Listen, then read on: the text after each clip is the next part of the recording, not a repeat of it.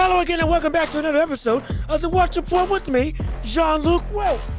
Get excited, make some noise, turn up wherever you are, share this channel and share this video with anybody and everybody. Shove it in the faces of random people.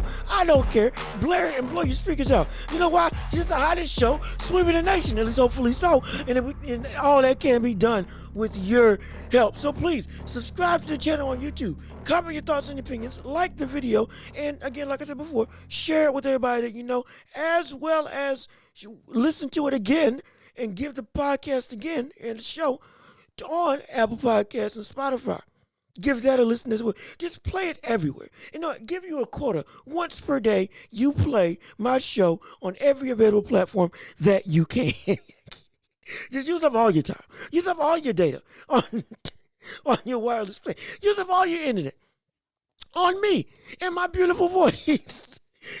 But in all seriousness, thank you for listening. I'm glad you're taking time out to listen to the show. And without further ado, we got business to take care of because we have an abundance of news to cover today. In the NBA, Draymond Green punching Jordan Poole. My goodness, the fallout, what's going to happen with that ordeal going into the season.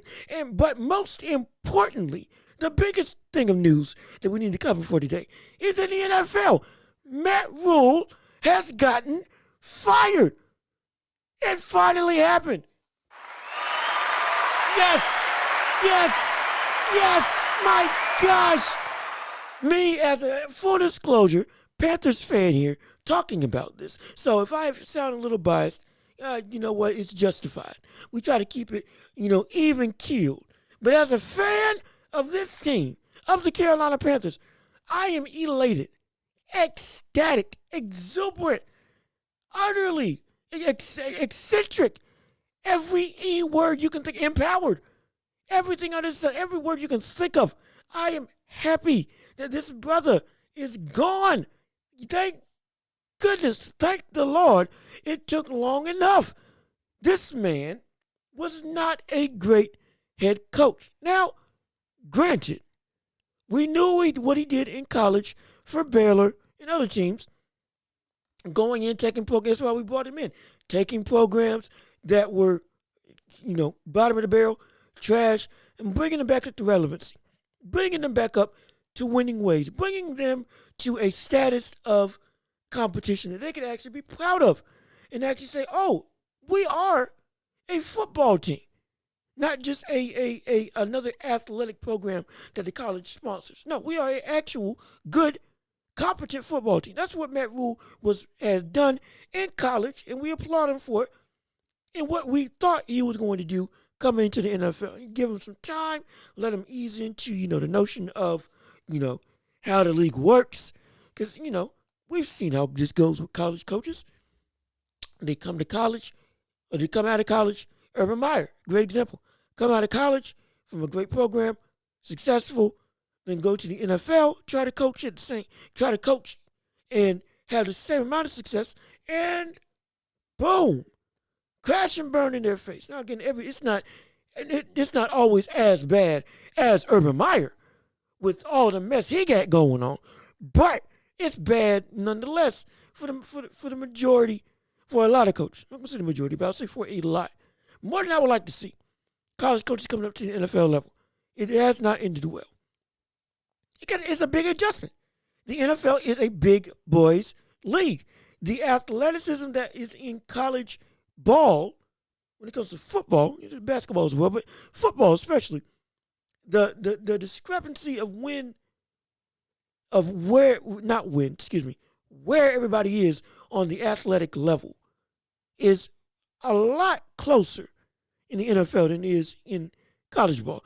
If you got a talent, if you got a team that can run, a team of athletes, you can make some real noise on the college level. Now, when those same athletes maybe go to the NFL, or what happens? Oh, they get done up. They get hit and absolutely just pounded on. Now, the holes that seemingly were just easy for them to slip through and run for 80, 90 yards, their running back, or the ability to beat wide receivers so easily as a wide receiver, or the time that they had in the pocket as a quarterback is not apparent to them And it's not made so easily available to them like it was in college. But while in college, when you have a hodgepodge, not a hodgepodge, wrong word, when you have an amalgamation of a lot of athletic freaks all on one team, you can do pretty well for yourself if you just have some level of competency. Because again, a freak athlete in football on the college level, oh, they can run amok. They can run amok. We've seen it so many times. Not always. Now, again, I'm not saying they aren't good at football, but I'm saying you have to understand that to a degree, their success, well earned, is in part due to the wider gap in athletic ability that is in college football versus in pro football. And if you're a coach coaching these kids and then coaching men in the NFL, the stuff that used to work in college for you as a coach because of the athletic discrepancy and athletic advantage that you had, now it doesn't work like that anymore. The plays that you run and the schemes that you want to do don't translate the same because the openings that you have aren't going to be as big. The time in the pocket for the plays that you want to run is going to be significantly smaller. You won't be able to just overpower people like you could in college with your game plan because now your players aren't just outright bigger than everybody else. No, it does not. And so when you go to the NFL level, that may mess up how you think in terms of football game planning. It throws a wrench in the system. Then you got people like Urban Meyer blaming the players. When he is the coach. Yes, the players are in part a problem if you're losing, but at the same time, brother, you are the one calling the plays. You can't be calling these players vulgar names and putting all the blame on them when apparently you can't set a game plan nor get any of the players to get behind you as a leader to succeed. And with Matt Rhule, a very similar thing happened. Similar story. Again, not nearly as egregious and horrible and just outright terrible as Urban Meyer in Jacksonville. But, still bad. And still warrants where he is right now, which is being fired. Matt Rhule coming up from college to the NFL, picked up by David Tepper to make this team a contender and work his magic like he did in college. Did not pan out at all. At all. At all. And I was the guy that wanted to stick with him. I wanted to say, hey, yeah, he can do it. Oh, yeah, he's going to bring that same magic to the NFL level. It's going to happen. Absolutely not. Since 2020, Matt Rhule has a record of 11-27. Since 2020, which is when he got picked up, he's had a record of 11-27. This man has not won a season's worth of football. He's not won a season's worth of football. Yet he has lost a season plus worth of football. No. It just was not working out. This brother right now, the Panthers are 4-1. I can say that we are 4-1. Not 4-1, excuse me. I'm thinking in delusional thought. We're 1-4 if I believe. We are at the bottom of our conference. Amongst the entire league, we are 29th, and 27th in offensive efficiency, yards per game, and points per game. Every single stat about us is hard. Now, granted, our defense, hey, they're doing everything they can. They're doing everything they can. Brian Burns is showing up, which is great. We're seeing Horn at the cornerback position coming into his own, showing the prospect as to why we drafted him so high and why he was so sought out as a cornerback and as a cover guy. Cool. My blame isn't on that. No.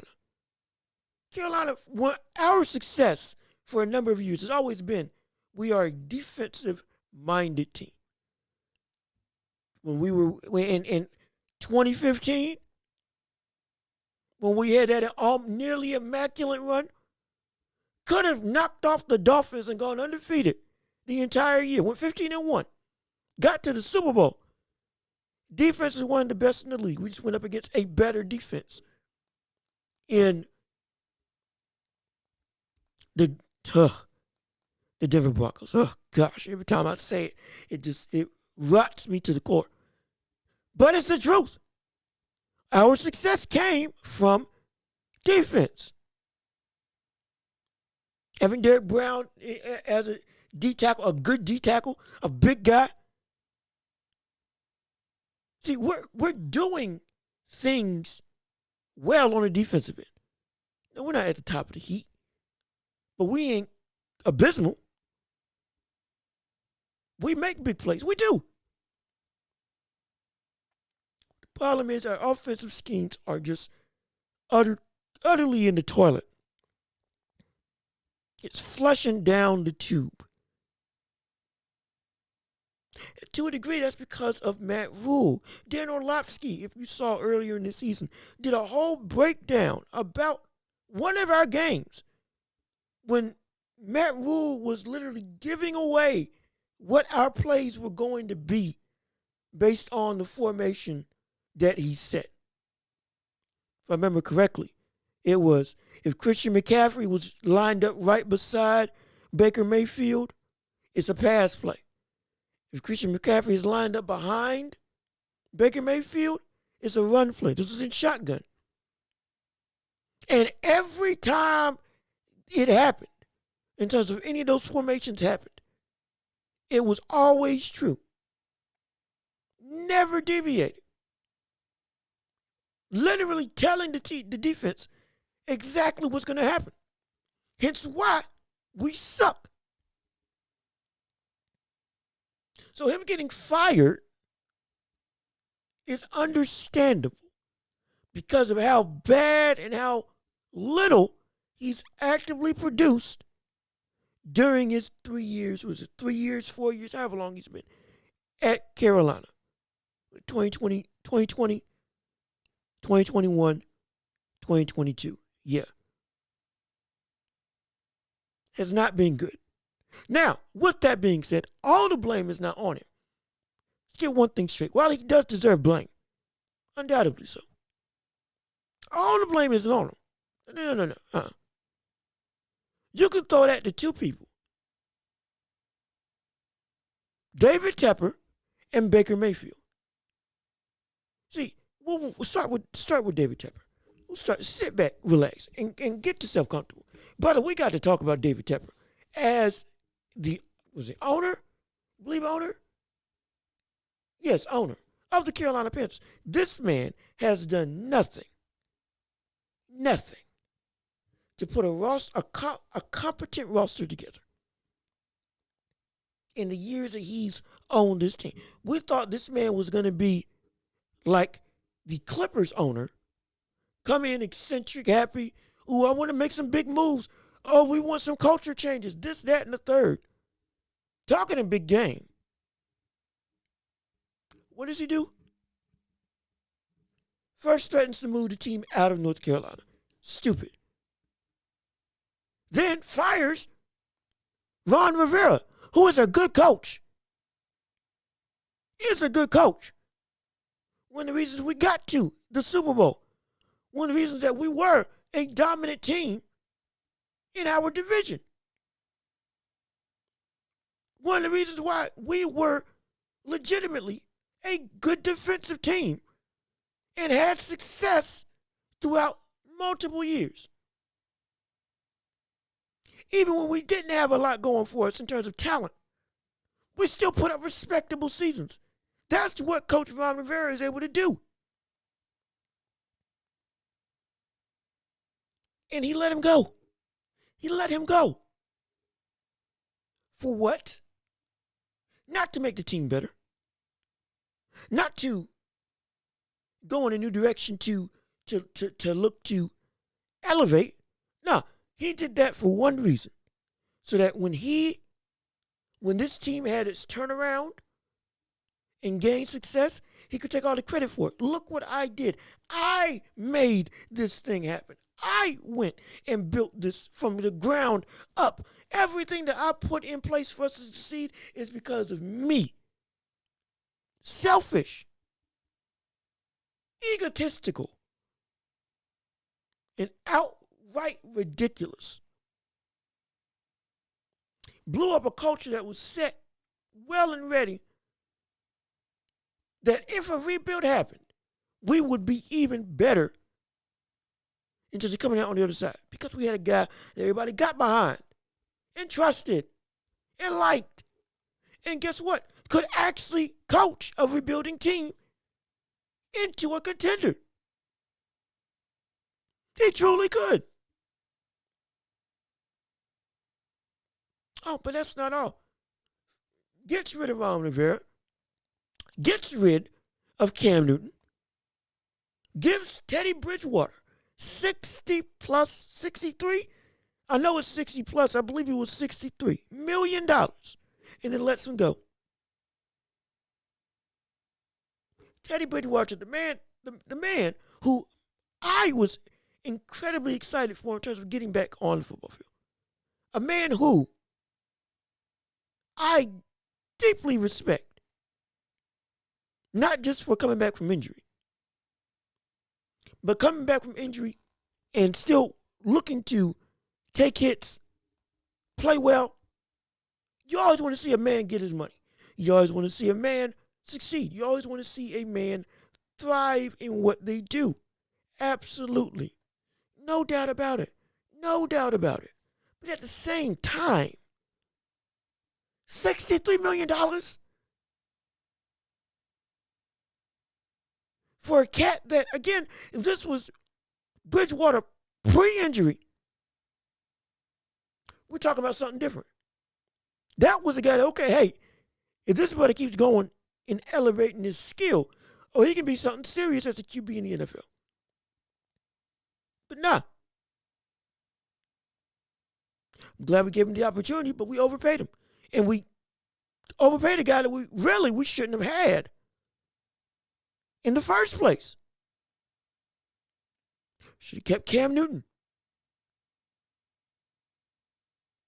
Say what you want about him, throwing under 60% completion percentage?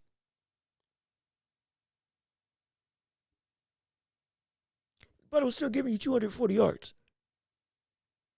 60 to 80 to potentially 100 rushing yards on his own.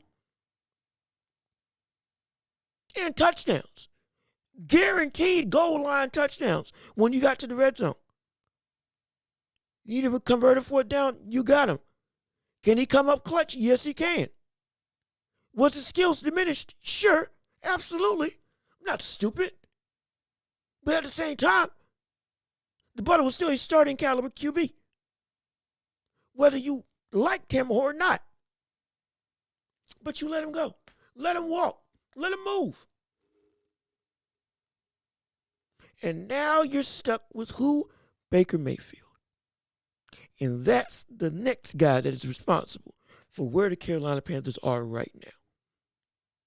David Tepper did his part in tearing his team down for the worse. For devolving this team from what it was in Ron Rivera. And now you're going to go and you're going to give Baker Mayfield a shot to lead a squad that is not built on the offensive end to do anything. And you need him to be the QB to say, hey, let's make some stuff happen. Are you serious? This man in Baker Mayfield is not worth, he's not worth the commercials he's in as a QB. He is not worth the commercials that he's in. This cat is throwing 59%. I believe, with this last game, gave him the worst QBPR, quarterback passer rating. He now has the worst QBPR of the entire league. Yes, he does. Yes, he does. The worst QBPR of the entire league. This is the guy who everybody was saying should be a starter. He's a starter. Oh, he's a good QB. Don't let it fool you. The brother can play. That's what everybody was saying. Former Heisman winner. Throw that trophy in the trash. Along with Baker Mayfield. Is this harsh? Absolutely. You know why? Because his butt sucks. He's a bum as a QB. He is a bum as a quarterback. He was a bum on the Browns. You know why nobody considered him a bum on the Browns? Because he had a couple 300-yard games. Oh, look at what he could be. Oh, just look at that. Phenomenal. Not forgetting that the brother was still losing games that he should have won with one of the best offenses in the entire league. Do you understand that this man at one time had Joe Thomas leading his O-line, and a good O-line supporting cast at that with Joe Thomas? Then also had Nick Chubb and Kareem Hunt on top of Odell Beckham Jr., Jarvis Landry, and Josh Gordon.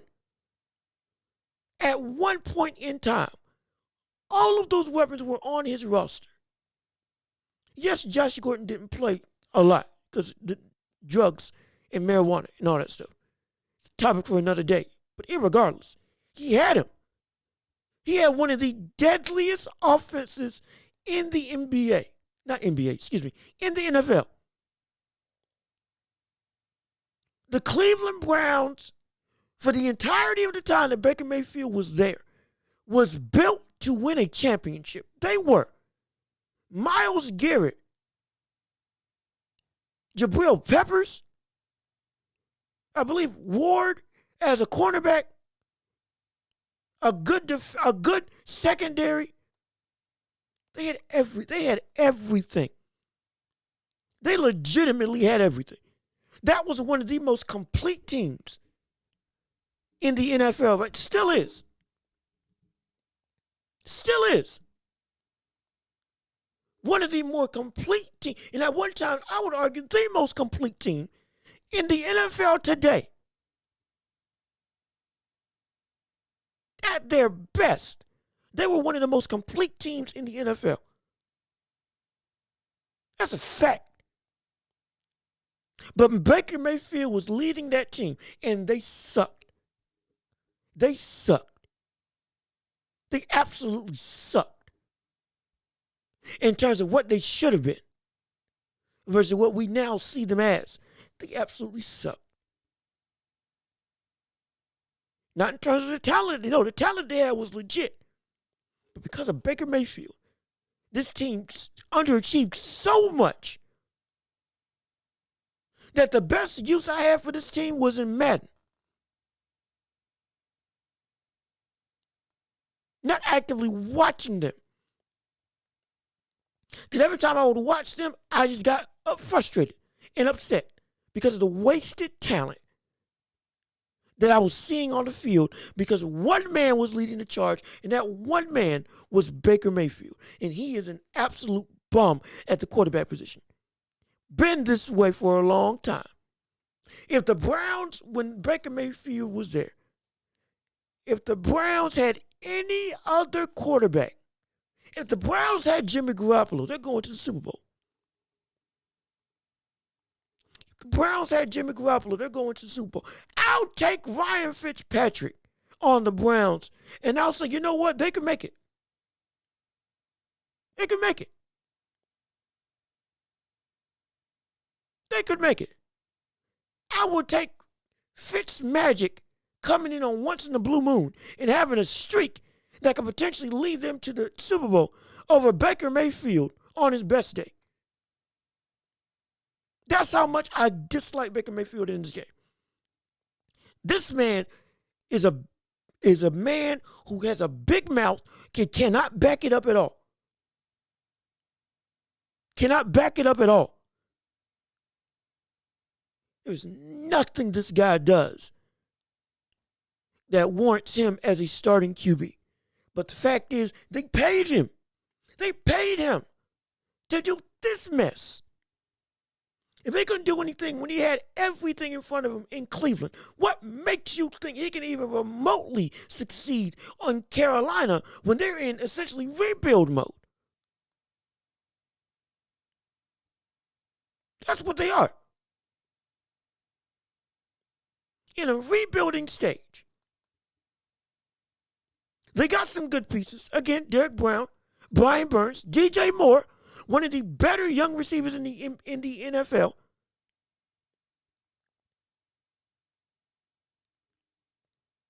We got good Christian McCaffrey.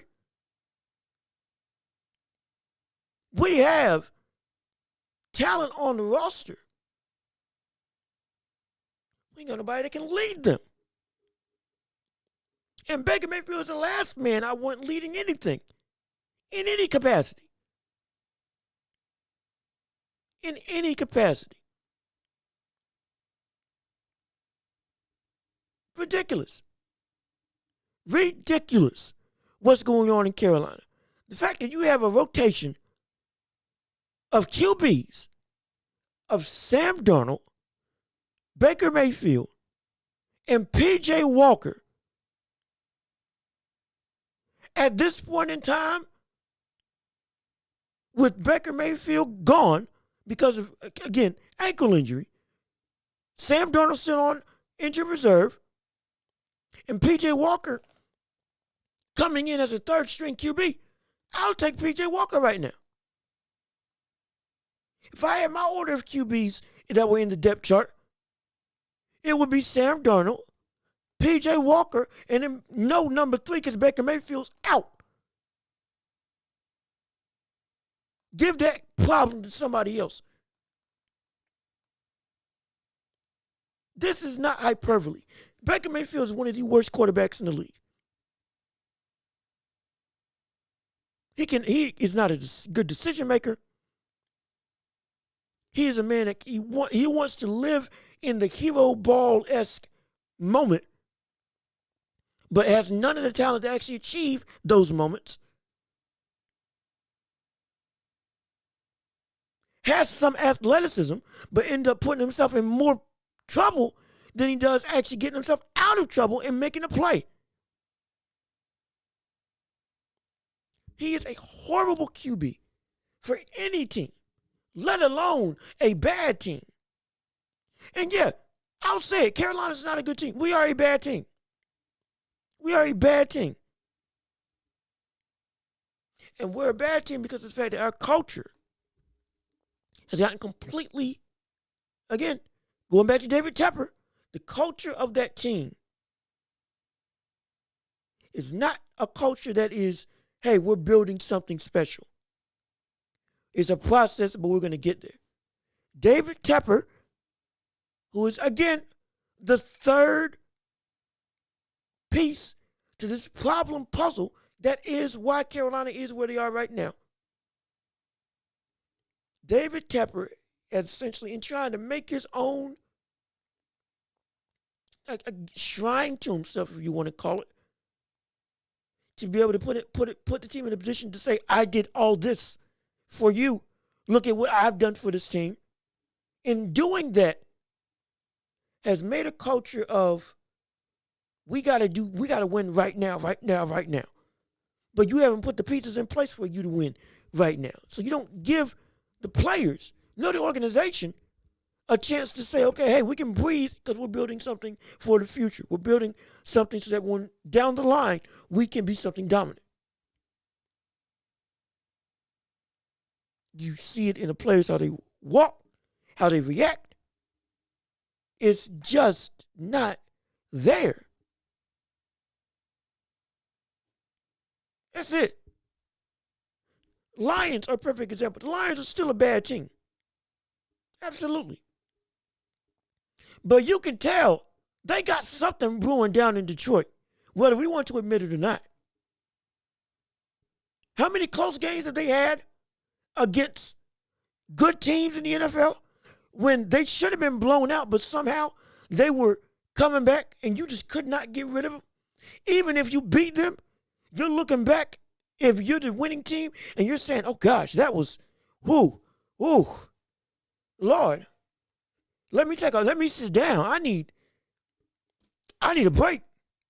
Do we have a bye week next week? Because that game took a lot out of me. That's what Detroit's doing to teams. Even while they're losing, they're showing, you better take this win while you can. Because the second we get our stuff together, we got the culture.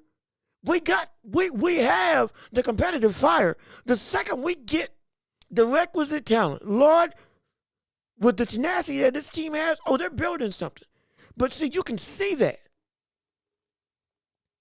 Even when this team loses, everybody gives them props for, man, they made that a good game. They looked like they were out of it. They forced that to be a good game. That's what Detroit's doing. You feel that they believe that they're building something special. You don't feel that in Carolina. Guess what you feel? The impending doom in Carolina. You feel a sense of dread in Carolina. Even our own teammates don't even want the pieces that are being brought in. When Baker Mayfield first got announced to be signed to the Carolina Panthers, Robbie Anderson tweeted out no with about 8 different O's. And then came back and said, no, I never sent that. Tried to walk back his statement. No, I'm excited for him coming. No, I'm glad he's on our team. I can't wait to make this team something special. I can't wait to be under, play alongside Baker and see what he can do. He's a great guy. Didn't say great player, said great guy. Having to do fake walkbacks because he said exactly what we all said. Absolutely not. Stick with Sam Darnold. Don't sign Baker Mayfield. Don't sign that bump because he is a bump. We gave up Cam for this. I would take everybody that hated on Cam, shame on you. Around the league, shame on you. Because this brother, regardless of how much you did not like him, if you did not like him, he was what Carolina needed, not just for culturally, but also as a player. Were his skills diminishing? Yes. Like I said earlier, it shouldn't change the fact. What we see right now, Cam can do that in his sleep. Cam Newton, QB1, could do what Baker Mayfield's doing right now in his sleep. Shoot, Cam Newton, if he tried, couldn't do what we see Baker Mayfield doing right now. Because his baseline, even at this stage in his career, is so high above Baker, he couldn't play this bad if he tried. He couldn't play this bad if he tried. It's despicable how long NFL fans kept touting Baker Mayfield, having a debate as to whether this man was an elite QB or a bump. Stupid. Giving this brother chance after chance after chance, and he showed nothing to say he deserved that chance in the first place. Showed nothing to say he deserved that level of praise that people were giving him. Showed absolutely nothing. But we gave it to him. I didn't, but many other people did. Many other people were blinded because the overall talent of that Browns team was so apparent. Oh, how can anybody fail when playing with this team? But nah, shot them in the foot. Never brought them anywhere. Wasted years. wasted years. I don't blame him. OBJ wanted out. I don't blame him. Baker Mayfield can't throw a hill of beans. That brother can't. That brother couldn't throw. He couldn't throw a dime. If he threw a rock in the ocean, he would hit the beach behind him. That's how weak his arm is. Accuracy. We kept talking about. Even I got on Cam Newton for overthrowing players. Mayfield's doing the exact same thing. And he's not nearly the running threat that Cam was, nor any of the modern day QBs are now. This cat cannot play QB. This cat is not a good quarterback in any sense of the word. And this cat has no business being a starter for Carolina. Shouldn't have been even considered. When you see that your own receiving core doesn't want you here, that should be a telltale sign. Oh yeah, this brother ain't gonna do nothing. Normally I don't say that. Normally I say, hey, let him prove the doubters wrong. In this case, no. Don't let him prove you wrong. Because normally when you say prove the doubters wrong, you are coming from a bad situation, going into a good situation, and nobody has faith that you can actually achieve something. I.e., Matthew Stafford. Many people were questioning, oh, this brother just had stats on stats on stats because he was the only good player on his team. You put him in an actual good team, he ain't going to be able to do what he wants to do. Lo and behold, boom. Yeah, see, I told you, the brother was actually elite when it won a Super Bowl with the LA Rams. After wasting his life in Detroit. After wasting his life in old Detroit. Wasting him and Calvin Johnson's life in Detroit. New Detroit, hey, no, I ain't got no qualms with New Detroit. New Detroit's building something. Old Detroit, they weren't building jack. They weren't doing squat. They weren't doing anything. And people were saying, oh man, is this guy really is he really good? Or is it just, he doesn't have the spotlight on him, so everybody kind of overlooked him? Or he has to play hero ball, and boom, if he gets on a good team, he ain't going to be able to produce nearly as well. Bad to good, show me what you can do. That's not what this is when it comes to Baker Mayfield. Baker Mayfield had a good squad. He went from good to bad, and he still sucks. He went from good to bad, and he sucked when he was on the good side. And now on the bad side, he's playing just as well. It's ridiculous. This buddy was on a good team and sucked. He's on a bad team and still sucks. The only reason why he didn't get as much flack is because the great talent around him covered for his ineptitudes. Now he ain't got that same level of talent, and everything's out. Everything's out the water. He ain't got no defense. Ain't able to save him like Cleveland's defense was or could. Brian Burns is good. He ain't no Myles Garrett. He's not. You ain't got a team that you can say, oh, if we only score 2 touchdowns, oh, it's all good. We can still win. You ain't got that type of team no more. You ain't got nobody covering your butt. You ain't got nobody like OBJ or Jarvis Landry or Nick Chubb. When you can't do nothing as a passer, they're bailing you out with some spectacular catch and getting a bunch of yards after the catch because of their innate talent, not because you made a good throw. Or when you can't throw a hill of beans and Nick Chubb's running for 160 yards to cover up for your lack of actually being able to throw the ball. You ain't got that here. So you've been the same. It's just been covered up. But you suck as a quarterback. And you, coupled with David Tepper trying to rush quality instead of actually putting quality in place to build up over time, and his egotistical self, on top of Matt Rhule coming up as a coach and Again, granted, just like I said just now, David Tepper hasn't put stuff in place to really let Matt Rhule succeed. But irregardless, Matt Rhule, in not being able to adapt to the NFL level of play calling, all of that is why we see where Carolina is right now. In an absolutely abysmal state. And I hate it. As a fan, I hate it. Hate it with a passion. With the passion of 1,000 suns. I can't stand it. Hopefully we see PJ Walker at least do something good. But again, now we see every other teams are calling for DJ Moore. Teams reports are saying, Christian McCaffrey may be getting some calls as to, hey, let me take this guy off your hands. Because right now the ship's sinking.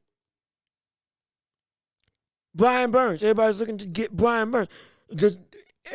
Since Matt Rhule has gotten fired, in that little amount of time, everybody's gunning for all the talent that Carolina has.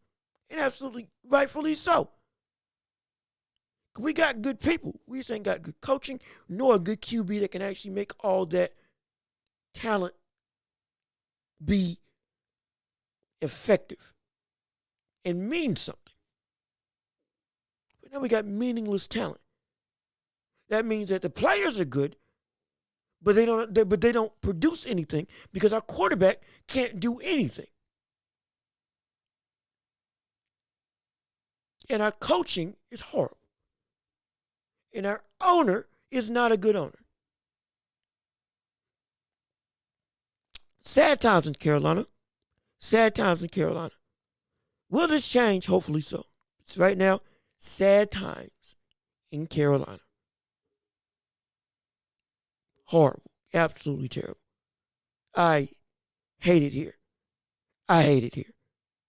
So I can say, I hate it here. I hate it here. But moving on, talking about the NBA, switching gears, and Draymond Green throwing a punch full force and connecting at Jordan Poole. My goodness, what does this mean for the Golden State Warriors? And here's exactly what it means. Point number one, whoever put out that video should be fired. That's the first point. Before anything else happened, stop the buck right there.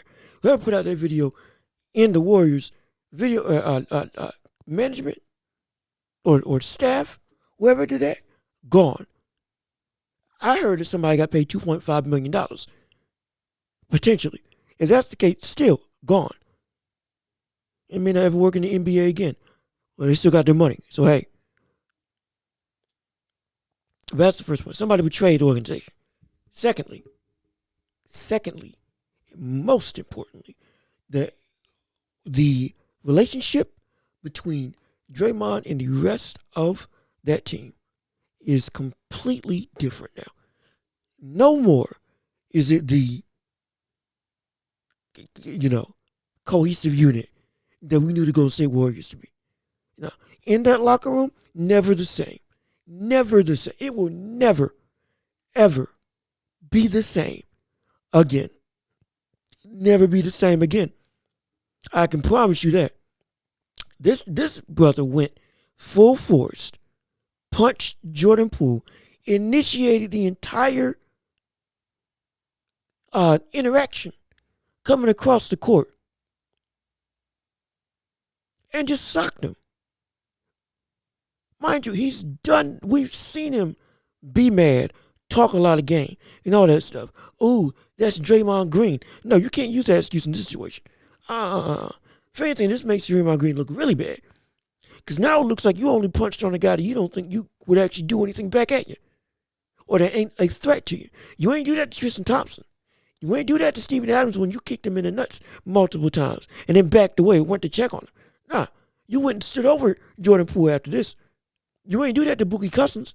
You ain't do that to a couple of the other bruisers, as you would call yourself a bruiser in the league. No. Where was this? Where was this? That's all I want to know. Where was this? Where was this? In those situations. Don't make no sense. The fact that you felt inclined to do this and throw a punch at a teammate has set a permanent rift amongst that entire locker room, especially amongst Jordan Poole.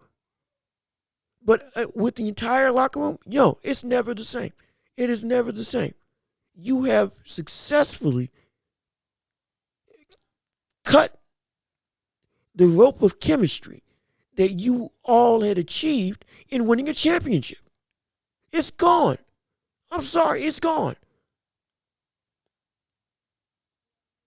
And don't be one of those people who says, this is just who Draymond is. No. There's a certain code that you don't do when you go as a teammate. You gotta get in fights, you get in spats. Sure, competitive nature. It happens. But once you successfully land a punch like Draymond, and this ain't some, quick thing. Nah, this was a full force straight right. If you watched it, the brother cocked back his right hand, fully extended, and upon fully extended, like Joe Louis used to do back in the day when he boxed, picked up his right foot as he followed through with the punch, giving him more leverage, speed, and power. This was a punch to knock somebody out. Not a get off me punch. This was a punch to knock Jordan Poole out.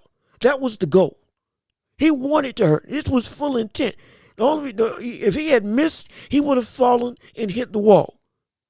That's how forceful that punch would have been. See, this is why I like boxing. This is why I love that I'm able to take multiple sports and take them and tie them together in some capacity. That's why it pays to study. But point still stands. This cat went with the intent to KO Jordan Poole. Because over what was apparently some mild banter between the two. Not some talk about your mama or talk about something egregious and something so out there. It's like, oh no, you brother, we got to get to stepping because we getting ready to go. We getting ready to tussle. Everybody clear out. No, it wasn't that type of situation. Apparently it was just regular banter that be going on in practice. And then, boom, just went and did it. Made no sense whatsoever. It's inexcusable. It really is inexcusable. But it happened. And that's what we hate. That's what I hate. Because now you've permanently messed up the chemistry of a championship winning team. And this could potentially affect their shots to win it, to repeat this year. It really could. And let's get another thing straight out the way right now. Draymond Green is gone. Whether you want to admit it or not, Draymond Green is gone. Because, see, some people may bring up Michael Jordan punched his teammate, but he stayed. Oh, they won't let go of Draymond Green. No. See, the difference is value. That's the difference between these two. But Michael Jordan is Michael Jordan. Michael Jordan had that reputation. He'll do anything to win. You get him hot, he'll go. Because he wants to improve you and everybody else around him. Because he's only got one thing on his mind, winning. If you want to say the same thing about Draymond Green, sure, fine. Go ahead. I'm not questioning his competitive nature. What I am questioning is his value. Because, brother, he is not Michael Jordan. Michael Jordan can do that, and guess what? His talent and value to that team is so far and away above anything else. Yes, they'll look over that and keep him because it's Michael Jordan. Draymond, you're not Michael Jordan. Your reputation for being a fiery guy ain't going to save you from this. No. Absolutely not. If anything, you are already on a leash of, hey, as long as he doesn't do anything to affect us within our circle, we're good. No, you did it. You crossed that line, and and your name is nowhere near the level to overshadow your actions. You are Draymond Green. You are the scrappy, do everything type of guy. You are the Mr. Triple Single. That's what you are. You are Mr. Triple Single. 5 for 5. 5 points, 5 assists, and 5 rebounds. Now, that's not bad. Again, like I said at the beginning, Well, like I said in the past about Draymond, he has value. Absolutely. He's one of the main reasons why this team in Golden State Warriors is so fluid and so effective. Not taking anything away from his skill, but in not taking anything away from his skill, what his skill is not valuable enough to to overshadow you punching a teammate, punching a valuable asset, and getting into it, and specifically attempting to knock out and could have severely injured one of the key young people on this team. You are not that valuable. You are replaceable. And come trade deadline, that's exactly what's going to happen. You're going to be replaced. Because you have to understand, Draymond Green is on a 4-year contract, and that 4th year is a player option. 2022 and 2023, this season is his last on-contract lockdown season with Golden State. After that, gone. Because guess what? They ain't going to let him take the player option. They ain't going to give him the chance to say, yeah, have me back. No. That ain't happening. He's gone. He's gone. He's out of here. Because you can find and especially this year, because Victor Wembanyama, he's coming into the draft, and teams are looking to tank. People are calling this the biggest tank race in NBA history. Going after a brother who is 7'3", can pull from 3-point range fluidly and efficiently, has the offensive, again, style of a Kevin Durant, while at the same time being an elite rim protector, and is not somebody who is uncoordinated. No, he can dribble, and he can shoot, and he can drive, and he can pass, and he can block, seemingly all at a good to high level. That's something we've never seen before in somebody 7'3". That's what makes him so unique. All of that is in a skill set. Is in all that skill. It's inside of a body that is bigger than Rudy Gobert, and as coordinated as Kevin Durant. No, we've never seen that before. Oh, you better believe teams are tanking to Kingdom Come. If you don't think you have a guaranteed shot at making it to the Western Conference Finals, you're tanking. That's how I'm looking at it. If you don't think you have a shot at getting to the Western Conference Finals, you are most likely looking to come All-Star break. Hey, we're making some moves. Because either A, we're trying to get in the running for Victor Wembanyama, or B, we're setting up for the far future by taking a bunch of assets that teams who really are tanking and not even sniffing the playoffs and just want to get rid of everything so that they're not good. We're going to take their assets and build for something next year. But teams are moving, and teams are going to be shifting and just throwing out players that you wouldn't dream would be available at the low price that they're going to be available for. Teams are going to be left and right. He's available. He's free. Oh, we want to get him off our hands. Oh, let him go. You ain't no valuable asset for us. Be gone. You're in the way of Victor Wembanyama. Teams are going to be throwing out pieces to get bad in order to have a better shot at the lottery, to have the number 1 pick at Victor Wembanyama. Because of that, you can't tell me that Draymond Green is irreplaceable. Because the Warriors, they always want more youth. Sure. And we get what Draymond Green does for their offense. Fine. Absolutely. That's not even a question. We also get that he's 33 years old and has declined ever since 2016 as a player. Went from scoring 32 points in the Game 7 of the NBA Finals to barely putting up 5 points for the entire final series against the Boston Celtics. Utterly ridiculous. Sure, he's got the defense. Okay, fine. Sure, he knows how to run the scheme of the Golden State Warriors and their offensive style to his highest. Absolutely. He's replaceable. He's replaceable. He's replaceable. Because on any other team, no. He ain't going to be as valuable. But what they can get for Draymond Green in this year specifically, oh, he's absolutely get him out of here. Get him out of here. He messed up and broke a code amongst teammates, and everybody else knows about it. Jordan Poole and him is never going to be the same. Probably the entire roster and Draymond Green will never be the same. Yeah, get him out of here by the deadline. By the deadline. Because you can get more people for Draymond Green. If you need a defensive guy, you can pick up a defensive guy, you can pick up a passer, and then you can pick up a shooter. All for Draymond Green this season. Because of the amount of stuff that teams are going to be throwing out the window, saying it's relatively free. Here, we'll take what you can give to get rid of all this. Clearance sale. That's what this trade deadline should be. Clearance sale. That's what they should call this trade deadline. Clearance sale. There's a big gospel song. Better days are coming by and by. Trade days are coming by and by. When I see them assets sitting in the sky, and those assets are going to be players, again, that you never thought would be available for what's going to be given for them.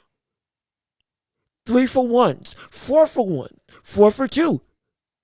It's going to look like a grocery store deals list. And Draymond Green is going to be right at the forefront for that Warriors organization to say, bye-bye, see you later. Take your rings out with you, because that's the last time you're going to win a championship comfortably. All those defensive and offensive, well, not defensive, all those offensive deficiencies that you had that were maxed because of Steph, Clay, Jordan Poole, Kevin Durant. Oh, it's out the window now. It's out the window now. It ain't going to be maxed ever again. Because you ain't going to have the ability to orchestrate at the same level, because you ain't going to have the same players. No, it's done. But he's going to be taken by any other team because they're trying to get rid of pieces to tank.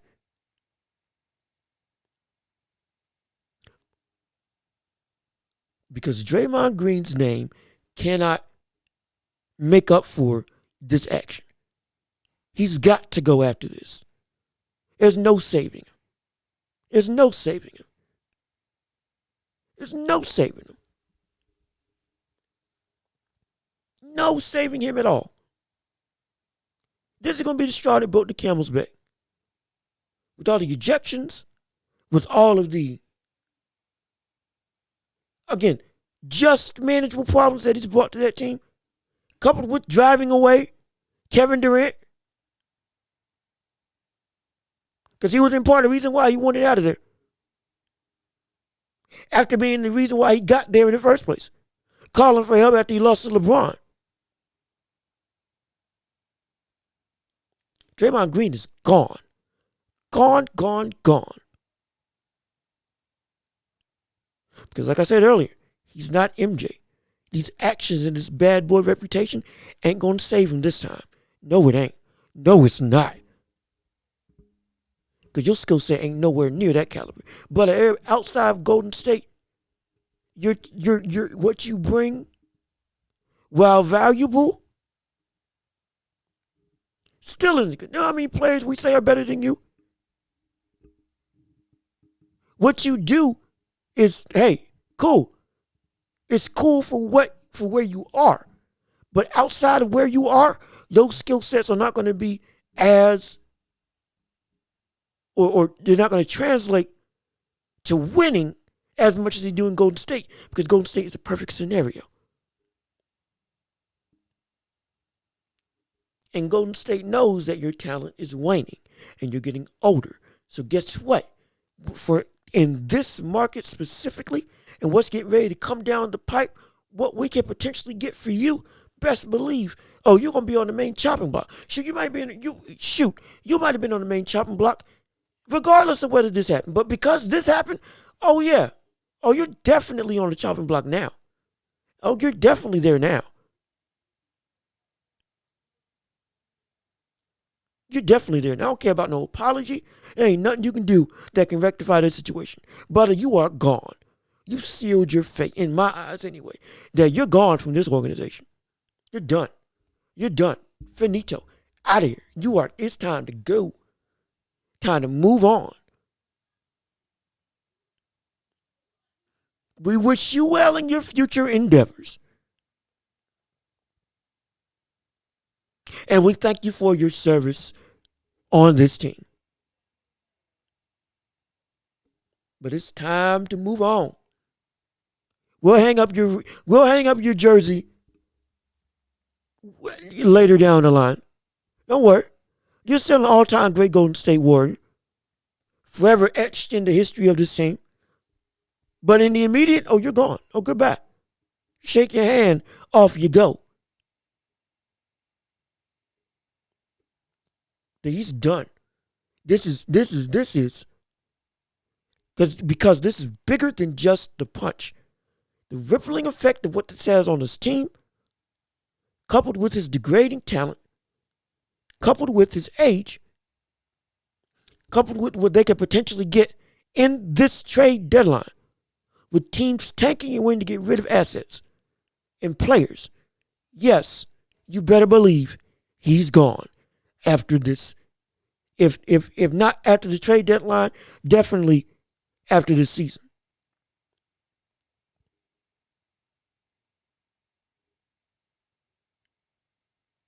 Or shoot, let me rephrase that.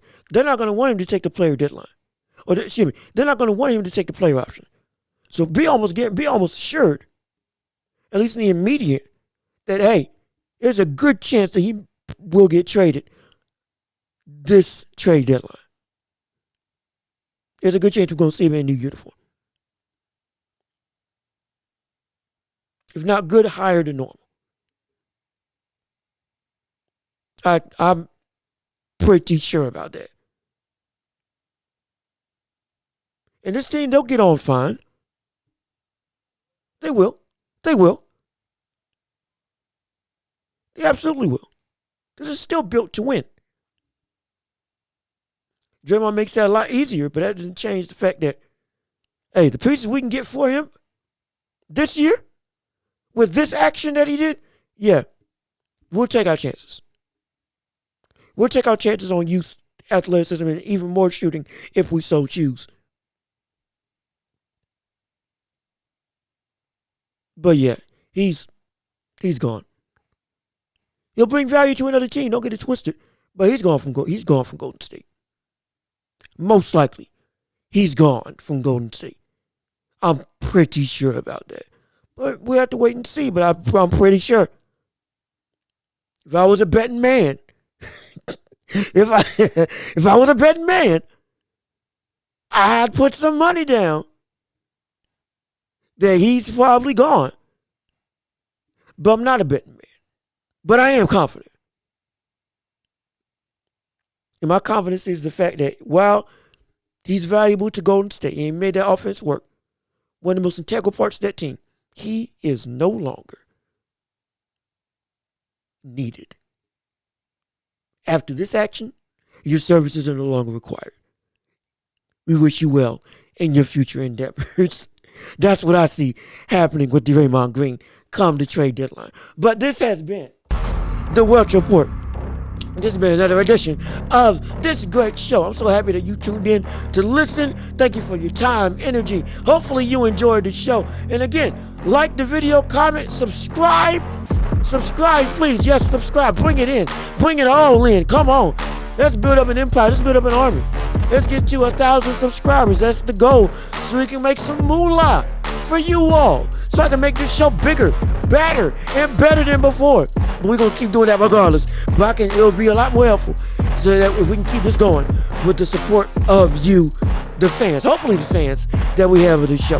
This has been another episode of The Welch Report. I've been your host, Jonathan Welch. You have been beautiful. And we're going to head on out of here. Peace and love. We out of here.